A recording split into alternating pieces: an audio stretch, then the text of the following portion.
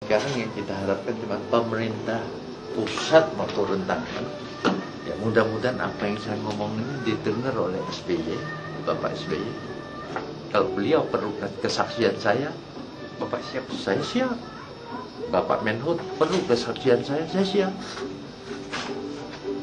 Pak Kapolri perlu kesaksian saya siap.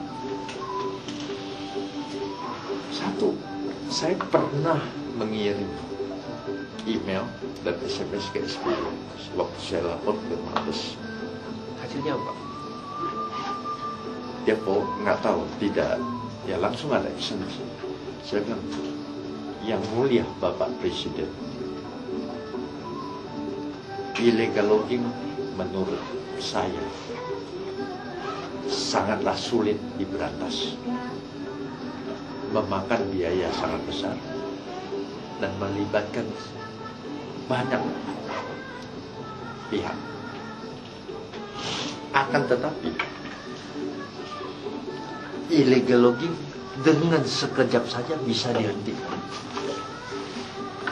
asal ada komitmen dari para petinggi dan pejabat setempat. Hentikan.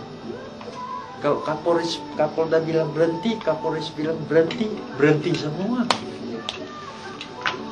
Jangan dikorek benar.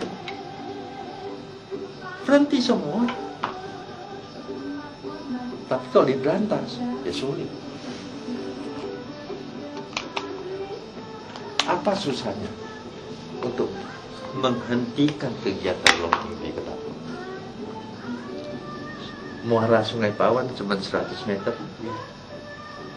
Simpang Sidu cuma 8 meter jalannya. Teluk Melanau cuma 60 meter. Semua kota, lewat kota, semua ada polsek, ada aparat di sana. Tutup muara supaya Ketapang orang lokal bisa menikmati kayu. Jadi kalau bilang Kapolres bilang berhenti, berhenti. Nah, selama ini nggak bisa berhenti kan tidak ada komitmen. Bukan nggak bisa berhenti gitu. Bukan nggak bisa berhenti, Tapi emang nggak mau diberhentiin gitu. kira-kira begitulah. Nah sekarang siapa yang berani ungkap? Kalau saya orang yang melaporkan dengan bukti lengkap, dan setelah saya lapor Mabes Polri turun membuktikan betul itu ada, masih juga diperlakukan seperti ini, tidak ada orang berani lapor. Berarti makin banyak oknum aparat yang makin jahat. Nah ini kembali lagi ke komitmen bangsa kita. Saya berharap terpilihnya Pak Cornelis jadi gubernur kita bisa membawa perubahan. Membawa sekali.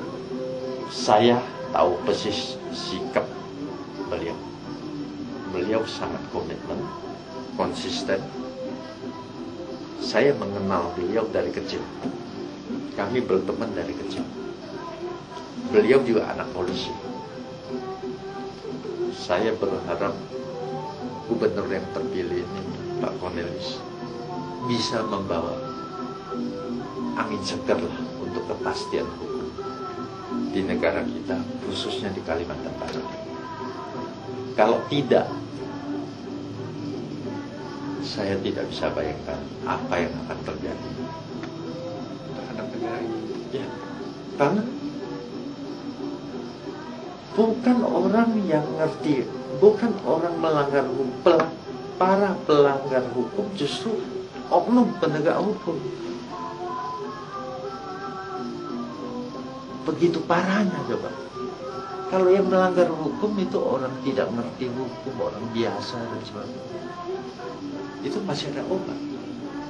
Tapi oknum penegak hukum yang melanggar hukum itu bagaimana obatnya? Contoh, saya dilarang bicara. Hukumnya apa? Nggak ada. Kita kembali ke zaman Jepang. Kita zaman penjajahan. apa maunya. Ya sekarang kembalilah ke kita. Sekarang berani nggak kita? Nah, kalau Bapak Presiden kita itu komit, Bapak Kapolri komit, Bapak Menhub komit, sementaranya beres. Tangkap cukup illegal logging, jangan tombalnya lepaskan. Tindak aparat yang bermain. Mudah-mudahan Pak, dengan adanya kesaksian ini kita bisa. Ya, kita perlu orang idealis. Kita perlu reporter idealis. Jangan ada kata kita istilah semua berita bisa ditutup, diputar balikan. Nah, kita perlu orang-orang idealis untuk masa depan bangsa kita. Saya kira itu.